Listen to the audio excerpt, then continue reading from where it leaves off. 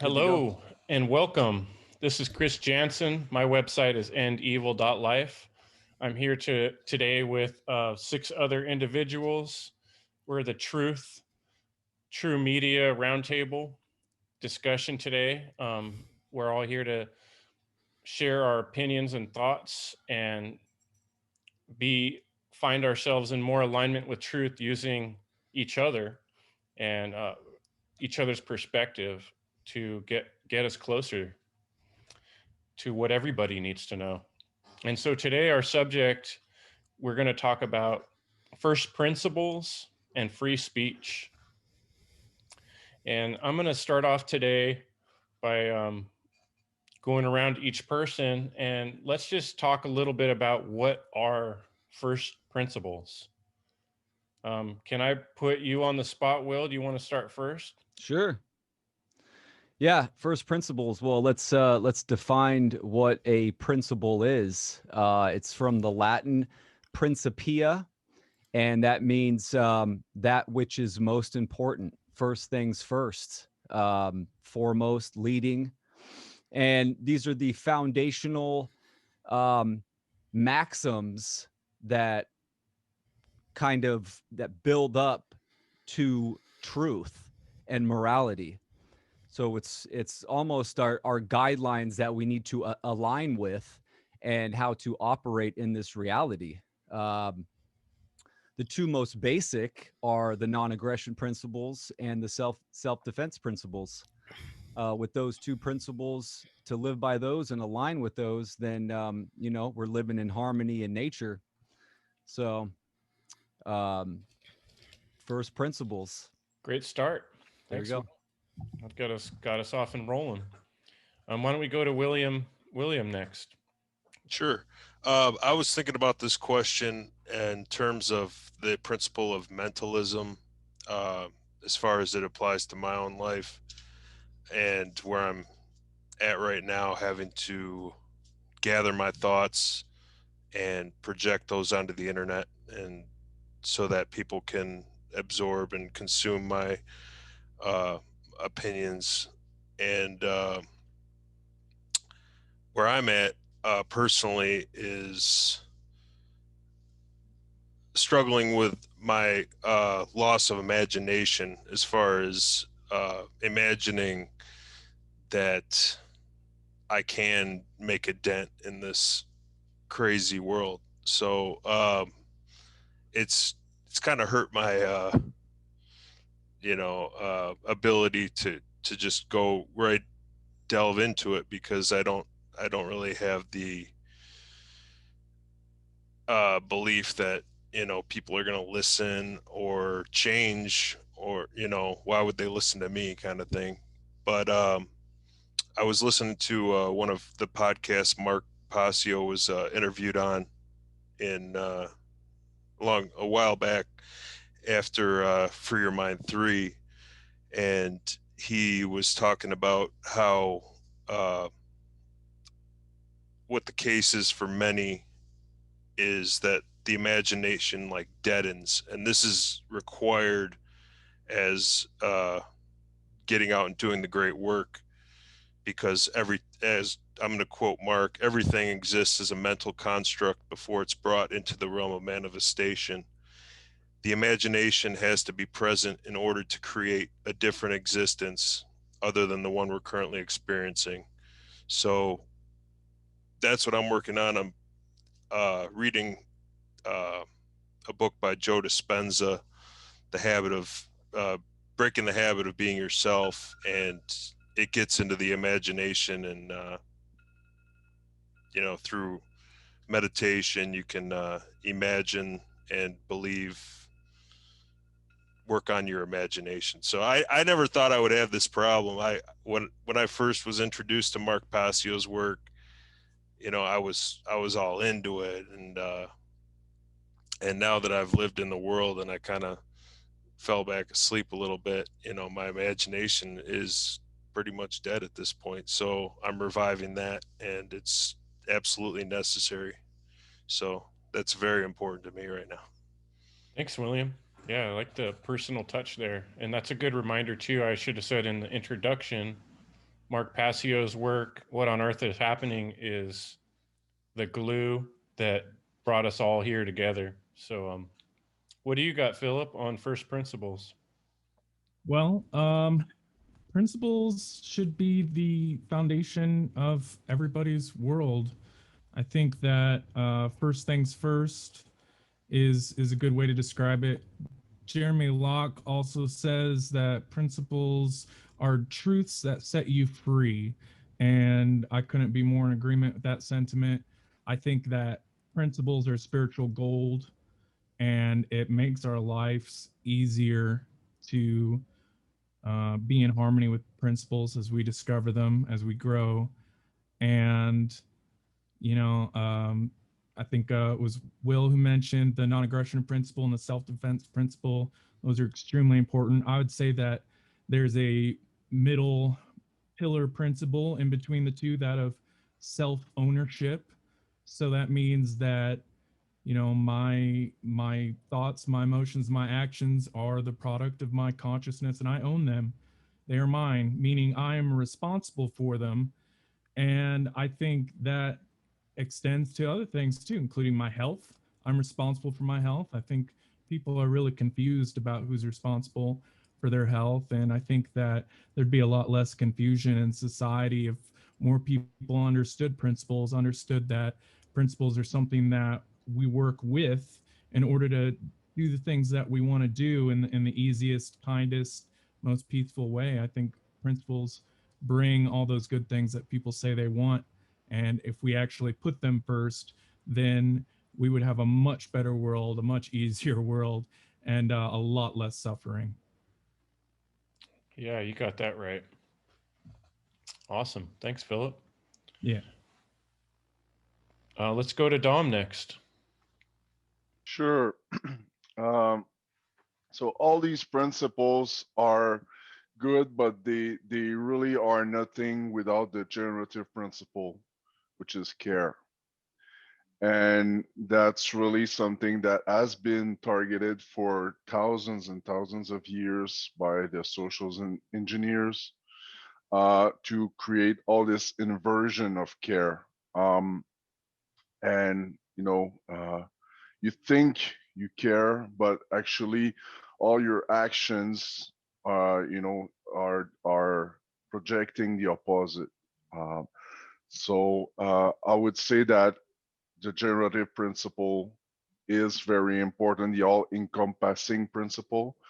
You know, on the seed of life, uh, the image, but it's true because all these non-aggression, mentalism, correspondence, all this, if you don't care about them, if you don't care about, you know, finding the truth, or if you even stop halfway in your quest to or your path to truth, then because you lose your care for humanity, for truth, for yourself, then everything loses its value, right?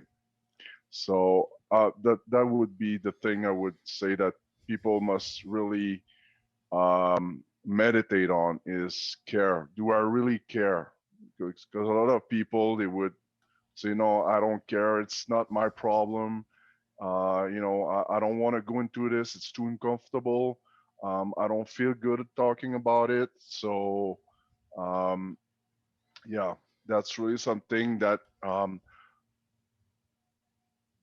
by doing this work, by talking, you know, by networking, by making, you know, our message stronger and stronger, and by being all together with this message, we can create that kind of ripple effect that, you know, people will care more because they will say, oh, there's more and more people talking about all these principles, and maybe I'm going to look into it, you know, with the One Great Work Network coming up. And so yeah, the all this we should really aim at making people care for what we're saying, you know, by being interesting or by make producing content from all angle possible. We all have our own flavor, so that's pretty much what I would have to say right now on this.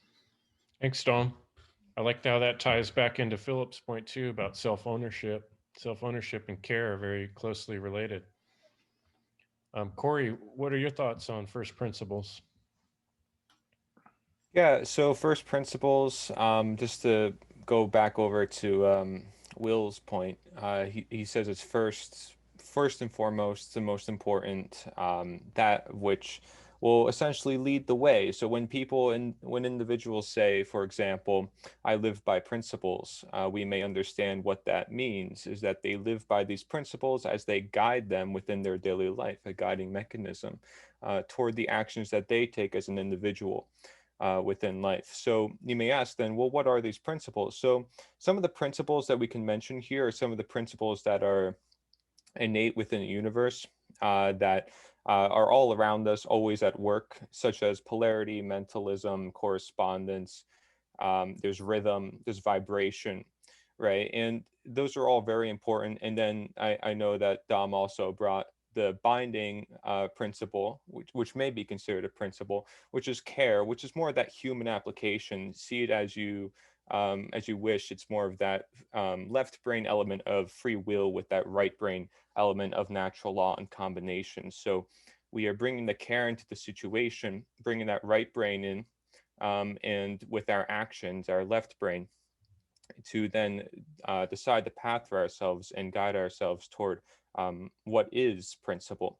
So using principles for the principled, what is orderly all around us, if you may see it as such. So we are using correspondence just there and then, acting out of principle for the principles that exist. In other words, working in alignment with nature by understanding nature, and therefore harmonizing with it, as it would say.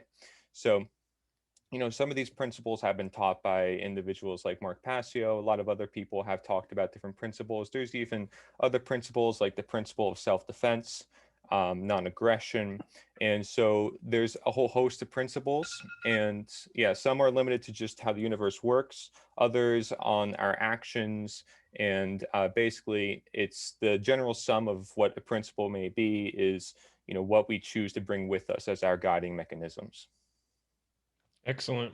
I was hoping someone would bring up the Hermetic principles. Thanks, Corey. Nice job. Aaron, you got something to say on first principles? Yeah, all great points. Yeah, I always think about principles, whatever it is, whatever the principle is whether it's like the principle of self defense or the principle of you know rights. Like all of these things are based in truth, and I think principles largely are founded in aligning with those the other, like learning about the hermetic principles and trying to uh, you know conceive them in your mind and trying to live like that.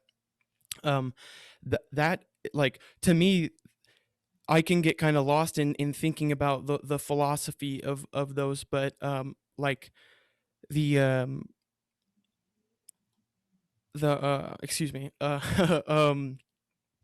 like they're founded in truth, and so rather than trying to just make your form your life around those principles, you can simply start making your actions based in truth and correct moral action. Like and the interesting thing to me is that a lot of people, we've kind of lost the distinction between like how to protect your, like, how to live by principles and how to protect your life, how to protect your rights, how to protect your freedom. And a lot of times protecting freedom looks like stealing it, like physically it looks like the same thing. And so, like, having distinction between um you know correct moral behavior and that's based in truth, or immoral behavior that's you know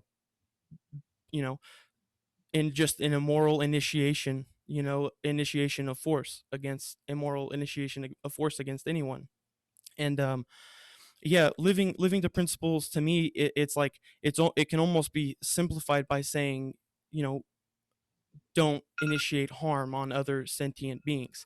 And you can take that many different ways, but I think principle is caring enough to learn the distinction between where your rights end and you're causing violence. I guess, yeah, I'll leave it there. Thanks, Aaron. Chris, your turn. I was going to say, I love, Aaron, your background right there. You have this cool balance going on with the green and the red. It's like the two years. That was giving me a good feeling as I was listening to you. Thanks. Yeah, I kind of switch it up from time to time. It's nice. You guys left a good spot for me, because my favorite one to talk about in terms of principles just came up today at work. People start talking about what's going on in the current stream of events, with who's the new ruler in charge. And I find myself every time when these discussions come trying to bring things back to morality. And I'll quickly, as quick as I can in conversations with people, point out that without morality, it doesn't matter. None of that other stuff really matters. So the principle of freedom is that, when morality increases, more freedom occurs. The less morality there is between humans, then the more slavery for everybody, the more chaos. The situation goes downhill. And so, that what that means is, what that really means for us in terms of self-ownership, self-defense, is that if we don't take risks to maintain morality, if we don't stick to our principles, then we allow ourselves and everybody around us to be in a more and more crappier, shittier situation. And could I mention one thing? Sure thing. Well, yeah, so just to make the distinction real quick for people who are listening, principles and laws. So principles work by the laws. And I guess another phrase other than, I live by principles would be to stick to principles, which would be to make sure that, every action that you do, just as Aaron said, is aligned with those principles. So you're living your duty. In other words, you're living your purpose. You have purpose. You found it. So then going back to William's point, so to speak, right? Finding that, which is something I think a lot of society should do. Yeah. And actually, like someone mentioned, Jeremy Locke, he points out that principles are things that give us freedom. Like understanding leverage, for instance, understand the principle of leverage, how it works, then you can make things happen. You can move things that are bigger than you are. So that was a good primer to get us started on what first principles. So I guess the next thing I was going to talk about, or ask you guys to talk about, is the obstacles in our environment around us, the ways in which principles are being ignored and hidden, and keeping others from being aligned with them. So let's talk about the problems, why other people cannot recognize principles and why they're not in alignment with principles. Good one. Good one, for sure. Well, I would have to right off the bat say beliefs. People, they take these false axioms, which are just artificial mental constructs, and they take them as truth, when truth can be discovered and harmonized with evidence, factual, with logic and reason. And you can observe this evidence and use the scientific method. But when people have these false axioms or these belief systems, it dictates their behavior. All information that we take in gets filtered through our belief systems. So if we have these false mental constructs that aren't based in truth, then our behavior is going to it's not going to be in line with truth or with nature itself. So therefore, we're more likely to be immoral and have immoral actions. So that would definitely be the basis. And we see this, you mentioned the law of freedom, and that's a perfect observable piece of evidence that we can see in society. And, it's not heading in the right direction for sure. So beliefs versus knowing and understanding. Yeah. those beliefs, that's a word that I've tried not to use as much as I used to. That's for sure. I catch myself when I'm talking. Right. Like Crow 777 says, right? Belief is the enemy of knowing. Yeah. That's a good quote. Yeah, I love it. Yeah. William, what do you got on this? Obstacles. Well, for people in general, I would say just not thinking for themselves. I mean, people are so easily led these days. They're just, I mean, the culture is just, people just lend themselves to the culture, and the culture is being woven by these Satanists at the top, you know. So basically, what I see as far as, you know, looking into the world, like white genocide is a problem. I definitely see, you know, people just are hyper careful about, you know, people of color, but when it comes to white people, that's the last on the list. It's like, just, you know, that doesn't matter. It's illegal to talk about it. It's, you know, besides that, we got the misandry, you know, men are just thrown under the bus everywhere.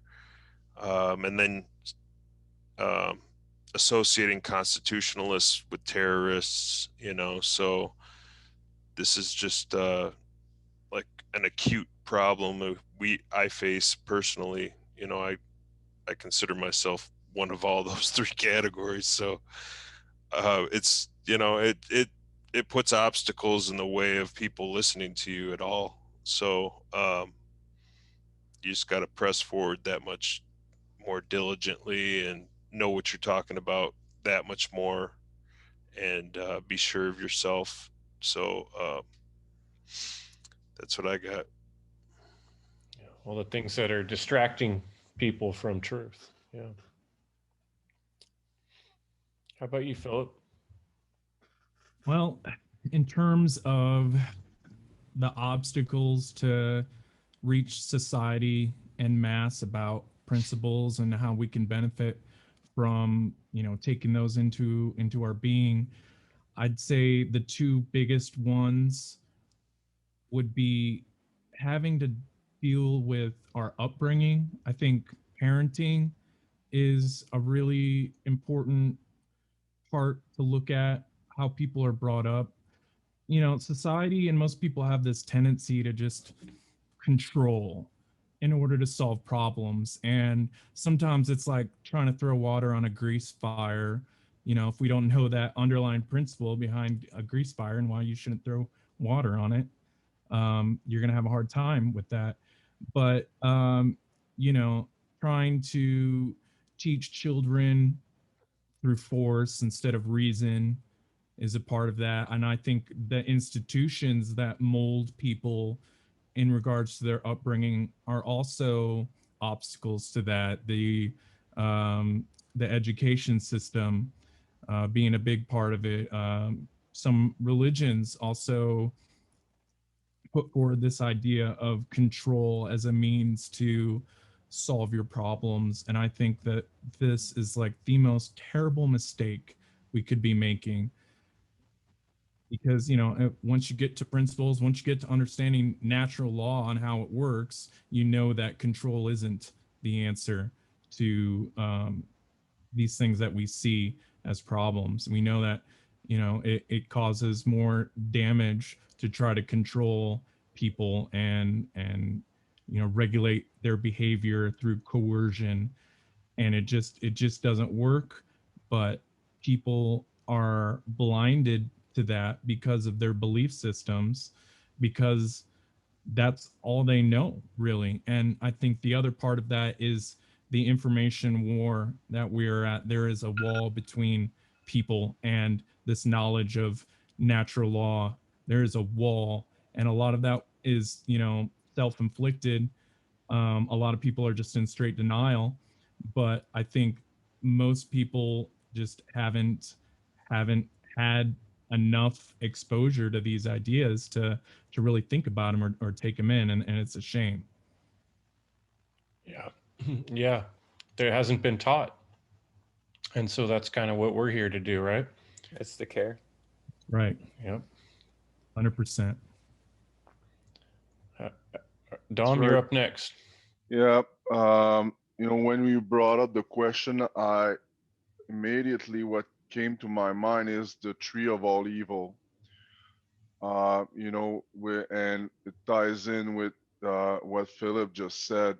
Starts with parental abandonment. All these, most people won't admit, won't even be uh, in a mental disposition to go there and admit that they have suffered parental abandonment. They have parental abandonment issues. Everyone who's gonna say, "Oh, I've been raised by my parents. My parents took care of me. Now I'm, successful." But still, your parent didn't raise you properly because they didn't raise you to these principles. They raised you to some mixed of thing, but that doesn't necessarily uh, didn't raise you as a moral human being. Uh, they have put all these false notions into your um, mental construct, and that's how you build your society, your own world, and what it leads is self-loathing. Again, I there's a friend I said on one of my podcasts, everyone who's smoking regularly cigarette they don't like themselves. You cannot say that you like yourself if you smoke regularly cigarette by taking in poisonous uh, all these crazy shit in your body on a regular basis, and you're telling me that you like yourself. Then if you don't love yourself, then you can not love or like anybody else around you. You cannot, you know, so if you have self-loathing, you don't respect yourself, then again, it's going to lead to willful ignorance. So you're not going to be willing to go to these principles and learn and find out about these. And again, it's gonna also lead to not caring about this, which will, bottom line, you're gonna be an immoral human being who doesn't live in alignment with truth, doesn't live by the natural laws, the principles that can be found in nature.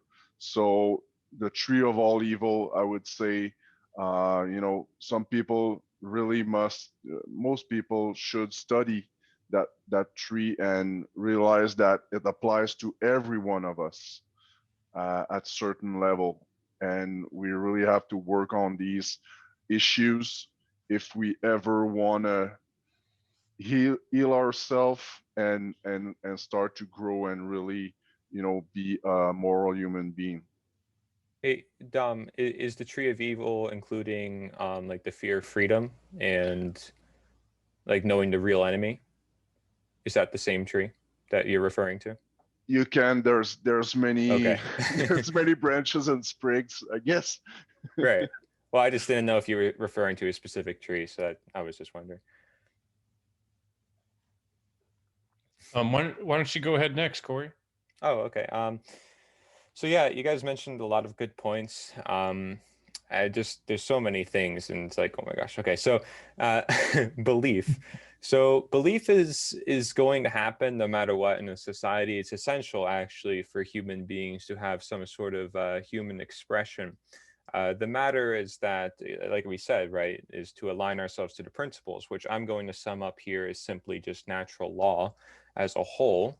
And individuals will live more according to natural law or understand aspects thereof without even having to put it under the term natural law. And therefore, that's why I say there are people who say, I live by principles, but they don't understand what natural law is, but they do because they live by those actions and they've already made those associations. It's natural. It's all around us, natural law. So we are simply identifying it under this great tree, right? A good tree in this regards of all this knowledge, the fruits of knowledge to which we have to pick and we have to consume, our free will choice. And that's where that, you know, left brain component comes in, that that randomness component for the deterministic natural law. So belief, right, is something that is going to happen no matter what. But the problem is when we start to impose that onto others. So that's the point I want to make with belief in particular. Now, like I know William mentioned like white genocide and all this stuff. The problem with thinking about things like that now, while it, you know, could be important to talk about in some regards, it's very symptom based. People will use that and start attacking you with other terms, and then it just becomes a big semantic war. And staying true to principle is getting right to the root cause, right? Which is understanding, okay, well, why are we controlling people's lives in the first place? Why are we perhaps pushing people to an area where they live all amongst the earth? The earth is their home. You know, there is no one place where these people have to live and so forth. But of course, there will also be natural culturalism and so forth. That's a whole nother topic. But the point is that we don't get symptom based and we start looking at all these titles and all these catchphrases that are thrown around in society, because then we start getting mixed up and forget the root, which is natural law, which says, you know, don't tell people what to do in the first place. And that then goes back to the idea of belief. And then distraction is along the same lines of, you know, that symptom management. And so the true war is actually nature, you know, versus this denaturing is what I like to call it. You know, man trying to be God, man trying to rule over the laws of nature, saying that the law is man's law, saying that naturalization is being part of government, you know, and meanwhile, these natural laws have been talked about since we're talked about since ancient millennia, and people have stuck to those principles, and those people have seen the benefits for themselves because they've attracted it into their own life. There's a reason why we teach this knowledge. We're passionate, we understand it, we've applied it within our own lives. So, you know, is there a go-to after this message? What do we do with principles? How does this benefit us? Well, I would say it's having that understanding to know what actions to partake in life, right? Going back to our previous question. Once we know the knowledge, then we can then base our actions on that knowledge, and those actions become the manifested reality. So if we get right to the root cause of the problem, we can treat it right from the root and grow a whole new tree. Yeah, start from the fundamentals. Aaron, you got a comment? And everybody's covered a lot of ground here. Yeah, holy smokes. Yeah, I mean, you say it all when you say it's inherent, having basis in nature. You know, it has a has a basis in nature, and it's not created by man, and we're basically, it's hard to think of all of the you know, the delusions and all of the threats, I think, that can prevent people from living in natural law, because like you know, there's the most people have violent worldviews, and they believe in the illusion of authority, and you know, that's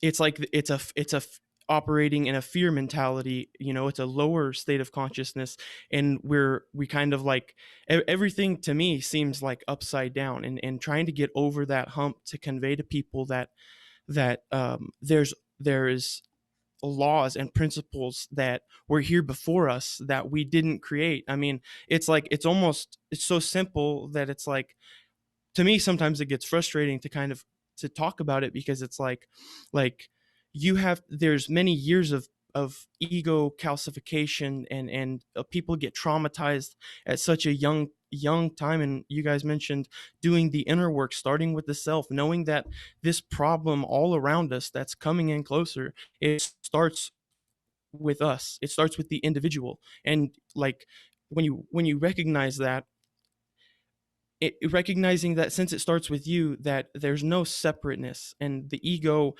the ego is the separateness, and the real virus is separateness, and you know all these worldviews and beliefs that if everyone woke up and forgot about, tomorrow, it's like, imagine what could be solved. Like, obviously that's crazy, but it's like, imagine if people, they forgot what money was. Like, it wiped from their memory. It's like, it would be way more natural. They would think of something to fill that with resources and trading and goods. And I think one of the things that we can do to sum it up, with all, and there's massive psyops, massive censorship.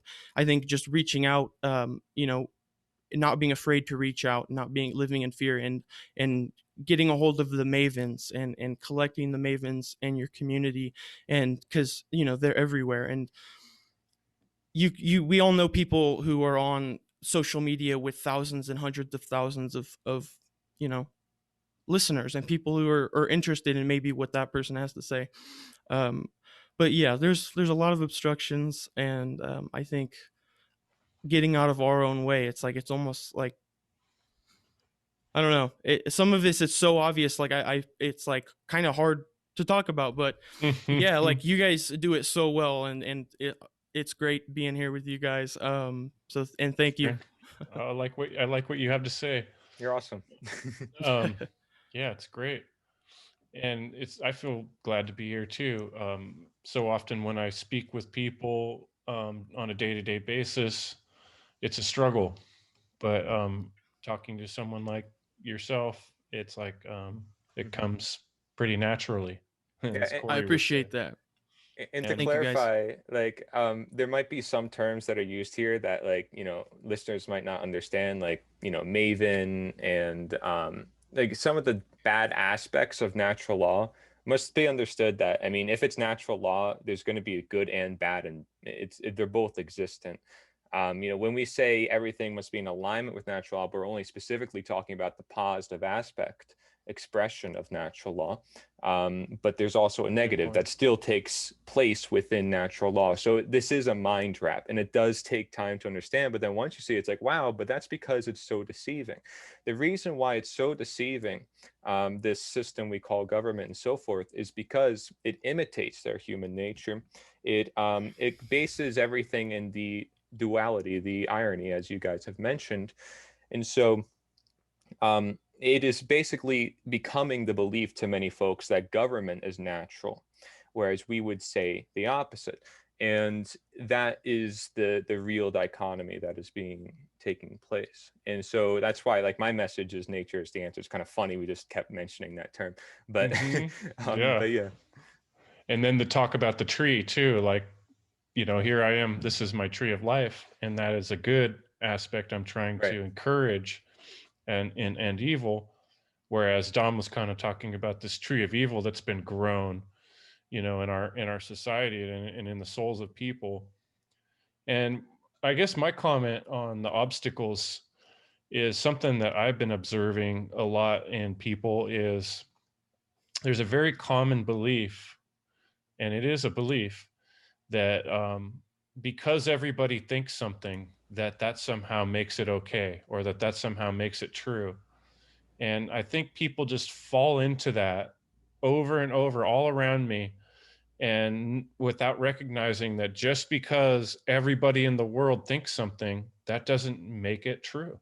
Hey, Chris, that's a good disclaimer starting these shows. These little podcasts. You should just be like, hey, guys, have an open mind. I mean, it's sad you have to make that disclaimer, but in today's world, most people, it's just the attention span and the amount of blockades that are just in one's mind for appearance and some small little things gets in people's ways. And that's why even Mark Pasho starts his own seminar saying, don't judge my appearance and all this. And it's like, why does he mention this? But it's important because people do take that into account.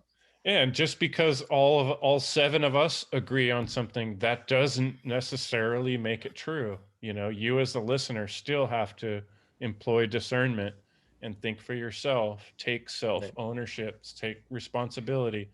Sometimes I flub up my words and I don't say it quite correctly, So not a big deal. hey, it's part of the thing is we It's learn. called being natural, being human, Yeah. not a robot teleprompted. And that's where it's really nice to have a group of people where we can bounce ideas off each other. We can take turns saying something and see how it reverberates off the other people. But in the end, just because everybody says the same thing, that doesn't make it true. Just because everybody says it's good to wear masks, that doesn't mean it's good to wear masks. Right. I always So got to this is throw that one this in. is perfect for the topic of principles, right? Yep, perfect. Because So- we're looking at what is good and what is bad, but also what is natural, what is unnatural, what is being pushed onto us, what is not. All And these different. I like how Will puts that pretty often too, is artificial versus natural. Like you were Yeah. saying, government artificial, self-governance natural, and the trick, like any trick, is always a subtle trick, right? People wouldn't be tricked if it wasn't close to the truth, and that's how people get roped in to false axioms, false ways of thinking, is because the manipulators of the world are good at it and they've been practicing it for a long time. And it's it's close to truth, but it's slightly inverted. So Aaron started already answering my next question, was going to be, in this current situation we're in with censorship and free speech being hampered and silenced, how do we continue to get our message out to people when in so many cases the clamp is being put down on our voices? It's being people's mouths are being covered. How do we and other people continue to get out the good message of truth, to speak through this filter that's been put on us? You got any ideas, Will? Yeah, absolutely. Rage against the dying of the light. No, and ultimately, I mean, we're doing it right now. We're getting together and we're having these conversations. There's a big problem in the world, and it's the unconscious hordes of people that don't have a certain understanding of what is natural and objective in the world, morality and truth. So, how do you fight against or how do you counter against the unconscious, masses of people? You use your imagination, and you become the artist. So we create art, and that might be in paintings and music and books, podcasts, roundtable discussions right here. So we all can do our individual work, but I think there's great power and energy when we collaborate with each other. The energy magnifies. It can go out further. And so I've been seeing that lately. A lot of people have been collaborating. I highly promote it. Get together with a group of people, another person, and do a project together and watch where that goes. And it's going to have huge impact. And learning technology. When I first started, I was anti-technology. I wanted a homestead out in the woods, and but you can't do the great work that way. You have to be you have to be Neo in the Matrix, fighting within the Matrix. So you got to learn the technology and get out there, and then and grind hard, and don't give up. And there's a balance between doing the inner work as well, because that's an ongoing process for life. You're going to have to do that. So you got to keep reevaluating yourself, ground yourself, center, and do your part to keep yourself in a focused mindset, physically, emotionally, spiritually, and just go. Awesome. Great. Good answer, Will. Rock on. Right on. William, you want to reflect on that? Was that what can we do to stop or thwart censorship? Yeah. Was that the question? Well, yeah. How do we get the message out if it's being hampered? It's they're trying to censor us. Yeah. And there's so many methods of control that are being clamped down these days, especially. It makes it harder. So how do we do it? Yeah, I definitely agree. We should make videos, put it on the internet. But as we've seen, the servers being controlled, monopolized. We need to go towards the dispersed IPFS kind of format, the bit blockchain kind of, and own our own technology, own our own websites, and don't count on the big corporations to house your website. Going on to Odyssey library, that's important. And even if you're going to use the mainstream, think about trolling. That's really the only way I can see using their technology. That's how the communists do it, so it's kind of like a best practice thing. Like, the Republicans, they get the bad press because of the trolls, and the mainstream media gives the good press to the liberals either way. So I mean, best practices, I guess, but I don't know. Yeah, just I think those are some good things, using the new technology, yeah. Is that, were you good there, William? Or Yeah. Yeah. Okay. Yeah. Basically, IPFS is the new frontier and blockchain. Yeah. So having your own website, it's a good point too. Philip. Oh, all great things, guys. Definitely collaborating with people, speaking the truth. Whenever, wherever. Being technologically literate and putting things out there, putting content out there, publishing content, all great things. I think, everyone has their role to play, but ultimately we need courage. We need courage to do all these things and to not be afraid of failure or whatever harassment you might get, whatever. And yeah, like if you understand natural law, if you understand what we're facing on this planet right now, then courage is definitely something to draw from and to move forward with. And that's the great work right there. And it'll fall into place. I think the universe also rewards courage, and that's evident in my own life. Another thing I think it's important to point out, I said we're in this information war. It's a war of attrition, and the establishment is going to do whatever it can to condition people into censorship, and we've seen this ramp up the last 4 years. Ultimately, I think we need to be pointing out to people that the whole argument that is resting on big tech and all the fact checkers is that they claim the ability to censor people because they think that people are too stupid to think for themselves, to hear an opinion, to hear somebody's viewpoint. And they say that's dangerous. It's dangerous to say this because even if it is untrue what somebody's saying, I think that people aren't too stupid to think for themselves.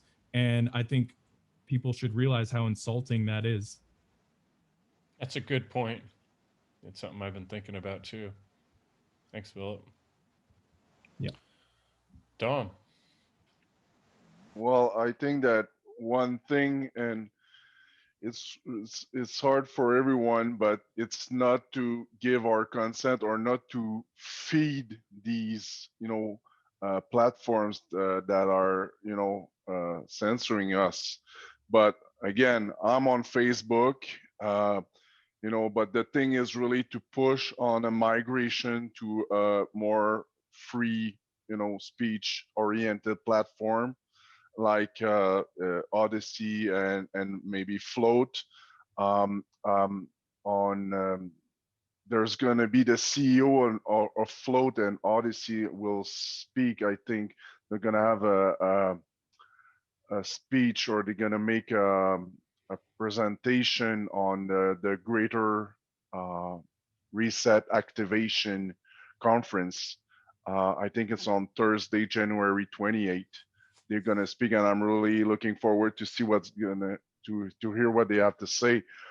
But yeah, I think that, don't feed the trolls, don't feed these platforms.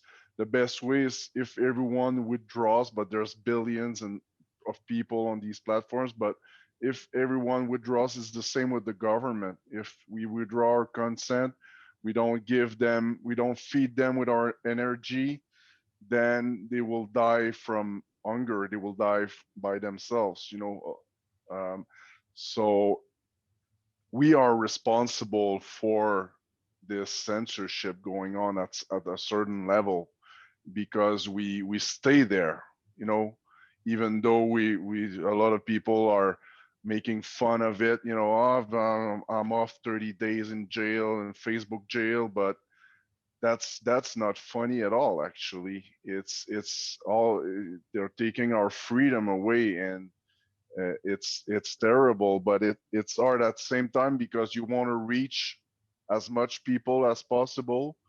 And maybe on the alternative platforms right now, there's not much people yet, but more and more, I guess the censorship's going to push the people out of these platforms. And hopefully there's going to be a mass migration soon, so that we can continue to express ourselves on more free platforms.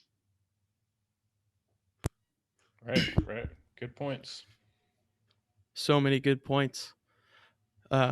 Yeah, learn the technology. Getting your voice heard. It's such a funny thing for me, because I've always been, kind of like a goofball, or like, I kind of mess around and be silly and everything. And so for me, it's like the best way to show people and teach it, and to get the truth heard, and get natural law heard, is to, align yourself with principles, and and truth, and be yourself. And you know so many good points. I like the trolling one. I kind of, because I'm kind of like a little jokester. I kind of, it's my guilty pleasure maybe to do some trolling. um but like, obviously there's a place and a time for that. I think, like, I think if you're trying to get an idea in someone's mind, then a little meme or something that can, maybe some people see it, get a new spark of inspiration. I think the technological know-how needs to increase, and our maybe some technological activism, and actually investing in technology, and investing in the the people who aren't making a promise not to censor you, and to value the principle of free speech. And so there's so many ways, I think, because I just want to be like, I'm like a spaz kind of sometimes. So I want to, like, I like to get information across kind of quickly, and it's easier when you express yourself. It's easier to fill that gap from your words, with that you mumble over your words. It's easier to fill that gap with being yourself, than it is to just like try and you know just preach all these things. You have to get invested in the game, in care. That means that you invest time and energy. That's your currency. That's your care currency. That's how you invest into things, what your attention's on, how much time you spend on it. And I think we have to, like Philip said, spend time building up our courage and our will, and focusing. Like, we've all been hit with the vaccines. They all destroy our gut. That's where our will, the spiritual center of our will, truly, it manifests. And it's an antenna, and we have a limitless supply of will, if we choose that, and we choose the courage to speak our voice, and be ourselves. And like, this studio, like, I've gotten a compliment on it, but it's like, I did that, like, I'm doing that to show that I'm disciplined enough, because I want to present myself properly. But also, like, I would be in a car doing it if I didn't have that, like, it seems like. But I want to, we all want to be formal, take yourself seriously, have confidence, and invest in yourself, invest in that time that it takes to know that we've been damaged. And we're not, you, victimhood stops when you realize you're a victim, because then you have a choice. When you realize that people, we've, large, and I'm not saying that I'm a victim anymore, or but like, we have been kind of victimized. So without acknowledging that at least a little, and saying, okay, now where do we go? What's the best route? Like how can we look at all these institutions that are making everything worse, and it's all this belief and religious dogma, and you know um just speaking the truth, not being afraid. Like I all my life I've always kind of had to hold myself back, and learning natural laws and learning the principles. It's like I was kind of remembering myself, and remember what I was like to not have all the indoctrination, and not have all that. And I'm, you're more mellow, not high strung. It's just because for me, it's like you don't just get to be blissed out and think like as long as you're staying at home, or you're not getting out there doing anything, then you're fine. It's like you actually have there's karmic load for not doing for doing nothing more than there is for stumbling through it. Like, it's worse to just do nothing. And I'm super guilty of kind of, I feel like a huge burden of this, like, energy, and it's just who I am. I've always been kind of depressed, like, going, I'll finish up, sorry. But just like learning all this stuff. Sorry, I forgot where I was going with that. It's all right. No, I think I like I'm the point ranting. you made though too. That's good. Expressing in a real way from who you are. That's very powerful, instead of trying to talk through someone else's Don't say voice. sorry. You were expressing yourself Yeah. just now. I think you were Yeah, doing a but great job. Yeah, thank you. And Yeah, your background is awesome. You look like you could be yeah. like a streamer or something, dude. Like, I don't know, just the background is like perfect. I like Something it, that I too. think I'm missing. Playing board games back there. I put that cloth on it, but yeah, it's like basically kind of like a board game table. I need to incorporate it into some things and all that, but You remind me of like Jacksepticeye, the YouTuber. I don't know. I don't know. felt like you remind me of somebody. But anyways, yeah, I don't know. It's cool. You're up next, Corey. Yeah. Okay. So my view on this is very different from a lot of people, only because I've done a lot of videos and I have like dedicated slides to the topic, because I'm afraid I have a viewpoint that isn't really being seen that often when it comes to defeating censorship. And that is taking action in real life. So it's like so many people talk about technology, leaving platforms, going to a different currency. And I've even been criticized on my channels before. Like, I was on BitChute, somebody would comment like, why are you on YouTube? You shouldn't be on there. I'm like, okay, well, how do you find out about BitChute? And they're like, oh, from YouTube. Like, got you. You pretty much likely, if you found out BitChute from being on YouTube. So the problem with this is that we should use all the resources to our best availability to get out the truth, because the truth is the truth. It doesn't matter where it comes from and where it's being delivered. And YouTube, or any main platform, use them against themselves. There's nothing wrong with that if you're going to use them. And you can still join the other platforms. You can use those platforms, those mainstream platforms, to get people on the alternative platforms, but you don't have to leave the mainstream platforms, all together and just completely ignore that, because that is the audience that you want to seek. Don't you want to seek people who are in the dark, people who need the information the most? Then we need to go a little bit out of our way and talk to those people, go to the mainstream platforms, and, get out to the public crowd that isn't usually seeing this information. And so that's what I see with the independent media often, is they're building a lot of echo chambers around their own content when it comes to these alternative platforms. It has some good, has some bad. I can go through all that. I have slides and all that. But regardless, I do think we need to take action in real life. So what I mean by that is, people, if they actually want to truly defeat censorship, I have a video literally titled "The Only Way to Truly Defeat Censorship," And it's by going out and doing real life actions, as simple as it may be, because those people may not even be on the internet, for all we know. And some of those people that you're going to meet in real life, especially close to you, are going to be your best partners when it comes to creating content. And content is always better when you have somebody else with you.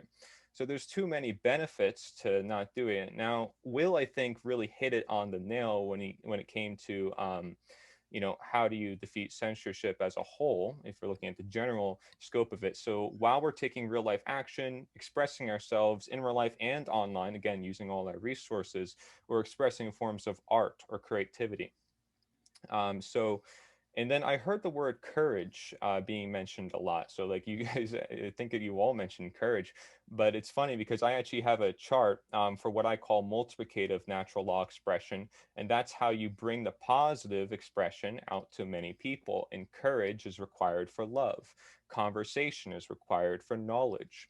And then I go through each one as usual. And that actually leads to the manifestation of overall natural law. Not the manifestation of order, but the manifestation of natural law, which brings in order. So I try to break down a lot of what's in there, which I feel like, again, it's just my creative input upon looking at this and doing the understanding for myself. But also going back to the idea of artificial, because you mentioned that term before. I did a video recently comparing natural versus artificial, denature versus nature, naturalization, and so forth, all that. And art is in the word artificial. So we must understand that, artificial, most people who view AI, artificial intelligence, will see it as an extension of humankind. It's something that will help us express ourselves. Meanwhile, we may see it as a replacement for humankind, a replacement for those human expressions. So just keep in mind, it could be either or. Same thing with the idea of religion. Religare, meaning to bind or restrict. When Aaron said religious dogma, that's what he meant. Or religio, meaning to reconnect, to unite. There's duality in that as well. So just keeping in mind, it always comes down to our actions, the intention, the intuition. And going along the idea of inaction, which Aaron also mentioned, is something talked about in the Tao Te Ching, which is something that, by not taking action, there could be conscious inaction. So there is some separate distinctions you can make, and people have criticized me over thinking that my so-called actions were too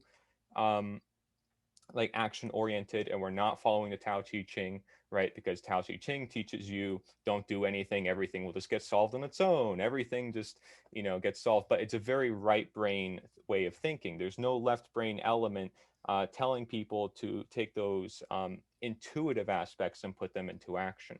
So while they're important, both the action and the intuition, we do need both of them. And that's why I also made something called divisive natural law expression, which you would assume does the opposite, creates imbalances, which leads to fear, creates oppression and suppression, which would be censorship. I say suppression and oppression are practically the same thing. And then talking about time, right? You guys say take the time to do these things and to have the care and all the other stuff. That is what we call spiritual currency. So there's time and attention. What are you spending time on? Are you spending time on listening to different viewpoints, or all the one in the same echo chambers, which again, everybody's prone to doing, independent media or not, our circle or not, it could be anybody. And that just generally helps open our minds, get ourselves more creative, so that way we can express ourselves and find out where we can express. So just a little bit of inspiration when it comes to our own creativity. Corey, And I'd like to comment on sure. echo chambers. Is something I had a little inspiration about recently, because I have noticed like some of the platforms I've used, Facebook especially, I'm noticing the only people that I really affect are other people of like minds that communicate with me. And they tracked. Right. And so obviously there's some algorithms about that built in, but I do think that there's something to be said for an echo chamber on the positive side. Mm-hmm. And that is kind of like what we're seeing here.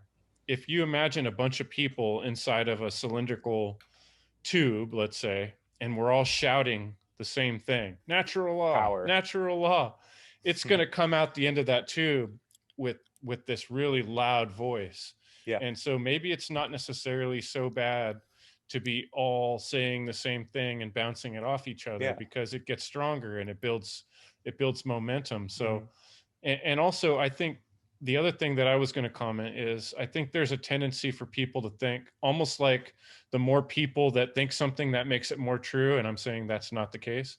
Also, that the more people we reach with our voice, that's going to change things quicker. And I don't necessarily think that's the case either. I think it's about quality over quantity. There's millions of Both. billions of people out there that their heads are in the sand and they're not going to pay attention no matter what. But there are some quality gems out there. And if those people are reached, they can reach a lot more people, you know. And I've, like, on a construction job site is the perfect place for me to see that when I'm in charge. I'd rather have one good guy who knows what he's doing than 10 guys who are just here to screw around and not work hard, because they can cause a bunch of problem and damage.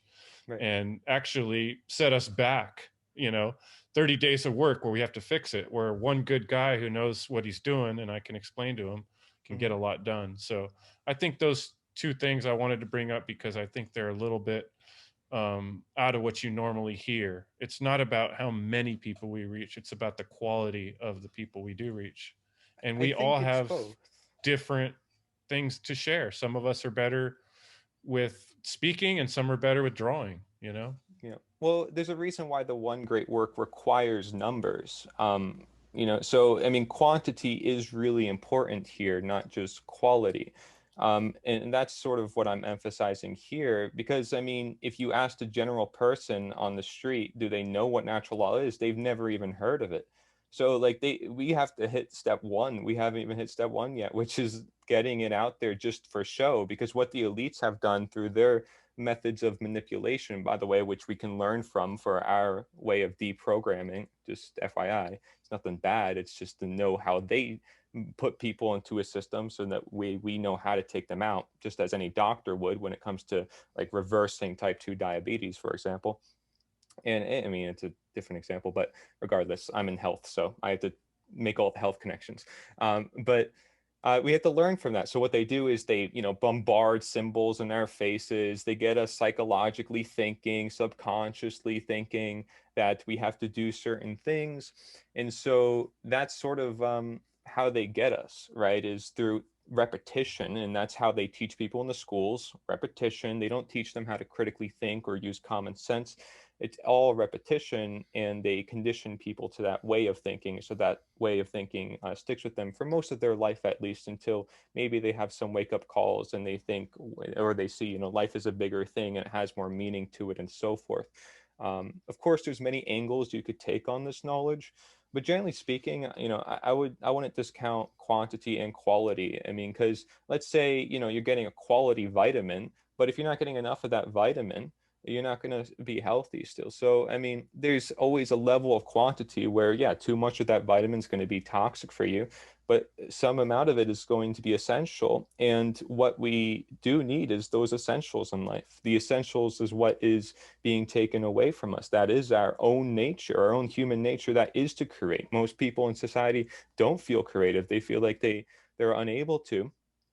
And that to me is like the most impactful thing that I think at least independent media can do, is encourage other people to take these actions, you know, create the conversation at least about taking action in the regards to, you know, what are people passionate about, what's going to get them creative, what's going to inspire and motivate them. You see, all the greatest leaders of the past were inspiring, and that's why they got people moving. Leaders per se, but they were always moreover guides. Think of Gandhi, think of Martin Luther King Jr. They didn't seek to rule over their fellow men, they seek to help their fellow men. Therefore, I make the distinction between a leader, somebody who wants to rule over them and their rights and violate their rights, as opposed to a leading guide, somebody who wants to just help their fellow men, you know, bring the knowledge up with them instead of use the knowledge against them for the occult, you know, keeping them in the dark while keeping themselves in the light for their inner ego. So there's a difference, and that's what we can do as guys. Anybody can do is by taking that simple information, the stuff that we do know inherent to nature, bring it to other people. As obvious as it may be, that is the essential stuff that we are losing, because we are being denatured on every single aspect of society, from our human nature to even speak with one another socially, now with masks especially, to the way we do things in our day-to-day life. They always have to seem to go through all these different restrictions that we've made for ourselves. So, yeah, I mean, those are some interesting points, and I kind of like the fact that we're kind of going back on some different point of views there. That's good. That's excellent. That's what this is all about. There's a lot. I'm sorry. Hey, it's all good stuff. So I would say we probably only got about 10 minutes, probably not enough time to go all the way around, but anybody go ahead, just jump in closing thoughts or any reflections on what we've discussed. How are we going to reach more people and win out over censorship? I'll jump in real quick and talk about a method that I like to use lately, and that's the Socratic method. So, and that's asking someone questions to stimuli critical thinking, right? So you can go even like on morality and ask someone, what is a right? And then have them respond, and you can go from there asking those basic questions.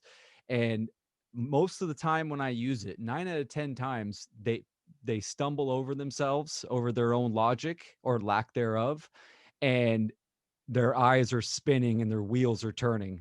And so what that actually does is plant a hard seed, and then you can let them, go to your website, check out my videos for more. But it works really, really good, because it's very easy to come off and be aggressive about certain topics, right? And then most people are immediately reactive, right? We want active, not reactive. So getting them to engage in questions for themselves really gets them thinking about their own belief systems, and you plant a hard seed. So that's what I'll end on. Excellent. William, Philip, Dom, Aaron, you guys got any more? Go ahead, Philip. Yeah, I do. Go All ahead. right. So I think one thing that I've been thinking about for a while, and I'm putting this into action right now. There's a lot of left-brained, and it's not a bad thing in this way. Media out there, like lectures, books, written work, all of that, but there's a lack of art in this movement. And I think if we can connect these two things, in a holistic way, with the left and the right brain, that is how you create a culture. And I think that is what is going to attract more people. And I also feel that art generally tends to be more moving for others to build up that courage. And there's something to be said about beauty and these Venusian ideals that is like a fire for people to carry and to spread. So I am spearheading a natural law based literary and arts journal right now. It's called More Light, and you can check that out at morelightjournal.com. We're looking to put our first issue out sometime in March. And, anything that is founded on natural law and can help spread that light, especially connecting, this idea of creating a whole culture of natural law, people, living it, talking about it, having their art, whether that's like, painting or photography or any other kind of media, the list is practically endless in that direction. So that's where my efforts have been going lately, and I'm really excited about it. So, hey, if this is news to anyone, please check that out, morelightjournal.com. Right on. Looking forward to that, Philip. That sounds great. Thank you. Yeah, me too. Good stuff. I agree. We're talking about true intelligence being the striving to balance both brain hemisphere. And I was really one of also on the left brain imbalance. And when I started doing all these videos and interviews and all these creative work that I didn't even thought I had within myself, I found a brain more not there's no such thing I think as perfect brain balance, but a more balanced brain function, and I can truly feel its effect. And it's really addictive. I was never I never described myself as an artistic person, but now that I've started doing this, it's really addictive, and it's fun, and it really helps me also, with all my the comprehension I have of the world and of myself. So very good thing, Philip. And art is a very good thing because there's so many left brain imbalance eggheads that must or should be looking more into art and creativity and imagination, because you need these to really fully grasp all these natural law principles.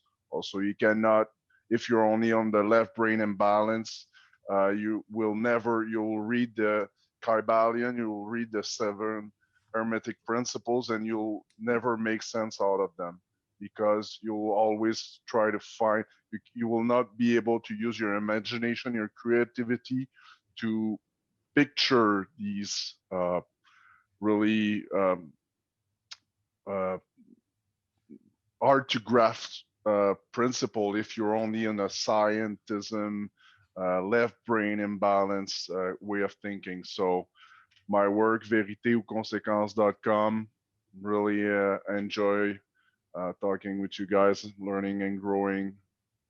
Love it. Is there a way I'll to is there a way to access that No, go ahead. website like in English? Well, okay. I'm sorry, it's like a bad question, but like I want to know, is Well, there my website is in French only, but I think that Okay. most of the web browsers now offer a translation. Okay. So you can just click translate to English, and you'll have a somewhat good translation of what I'm trying to say.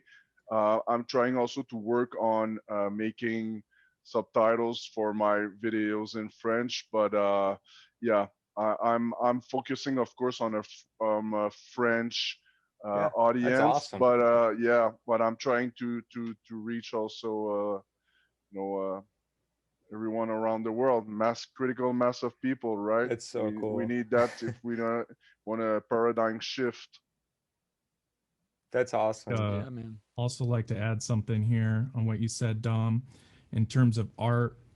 Art is a really good Trojan horse, and it really seeps, into your soul, into your subconscious. For example, the tarot cards that are posted right behind you, Dom, these are powerful, symbolic representations of natural law principles. And, tarot's moved me in many ways, meditating on these images, but they're so powerful, and they can say so much more than words can say sometimes, and that's such a powerful, beautiful thing. And I feel like that's part of you know what we can do to help enlighten this world and wake people up. It's so good for people to tap into that side of themselves. Yep. I would add something to that too, because music has been super important in my life and just art in general. I mean, for me, it's like you get, like you said, you get a chance to put so much more, more into what you're doing, and you can convey a deeper message. And it seems like from what I've learned, like you to take action and to teach natural law, every person being unique has their own craft and their own way, their own special way that they're going to be able to make a big difference. They just, you have to get out of your own way, your ego illusions, all of these ego attachments. And I think musicians and poets and all these people who can put aside themselves and be themselves and share their work, that takes courage, and that's what anyone can do, because everyone, no matter what their job is right this second, no matter what they're doing, they have something inside them, inside their heart, that was given to them, that's special. Maybe they don't know it yet, maybe they're still, they feel a little bit, they have senses about it, but ultimately, like, that's the thing about it. And sharing, living to principle is, it should come natural. And if it's not coming natural, and there's all these bombardments of these mental psychological operations, and just people caught up in their own spinning wheels, and they, all of what's going on, all of this chaos, it's never going to stop until we recognize the individual and their power and their worth, instead of letting the egregore of society snowball us and keep pulling, because we have a lot of momentum to dial back on. We have so much momentum going the opposite direction. It's like whatever we do it. You like attack it, be that person, be you 100%. And if you're not super, I'm not like the most highly educated or sophisticated individual, and it's like, but I know that with my will, and if I put a little courage into it and put my big boy pants on, then I can get some stuff done, and I have my own thing that's meant for me, my own will, that's been that that I have somehow inherited, like this is me, I'm me, and we're all, you know pushing all the backgrounds aside and all the feelings aside. It's like we can share, there's so much more like that comes natural, and if it that comes natural to us, we complicate everything, and it's like, it's just simple. D- Violence and force are two different things, and it's like just that knowledge alone can just transcend, transcend the minds, because people weren't taught these things, and they or they feel it. That's the thing, we feel it. But yeah, I'll probably leave it there. Sorry, we're probably close to the end, but Yeah, but yes, that's, yes, man, just wonderful things to say. The value of the individual, the value of our inner light, and figuring out how to let that shine out. William, did you have any last words before we close up? I just want to emphasize that take serious the imagination and build positive mental constructions before you engage the world. Think big. Right on. Excellent. Here's the words that came to me for this episode. Imagine defeating censorship. that's a what good we're thing trying to to do. imagine. Maybe we'll make that the title. All right, I think we'll call it a wrap. Unless So easy to defeat censorship. It's just express. You just don't suppress yourself. Right. Just be Be real. Just Be be yourself. human. Be real. Because a human is a Express. social animal. Aristotle said it himself. I mean, he also said we're a political animal. A political animal is a social animal. That's why we're political. We're social. And that is what they're tearing apart right now with the mask. The social fabric Trying of to put society walls is, between everyone. Yep. and that is the real correspondence with the culture, and the culture is what makes up the world. So if we change the culture through our art, through our creativity, we change the world. That's just that simple. But we do have to plant that seed. And Chris, just to go back to that one point you mentioned, right?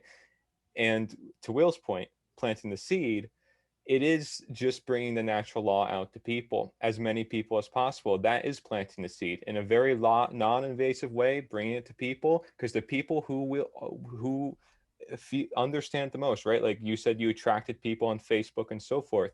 Those are the people who are going to come out of the shadows. They're going to come out. They're going to feel a sudden burst of energy, inspiration. They're going to start producing content. They're going to come out naturally, but it needs to reach them first. And so therefore, the seed can be planted, and it can be planted everywhere, but it depends on us. It depends on our actions.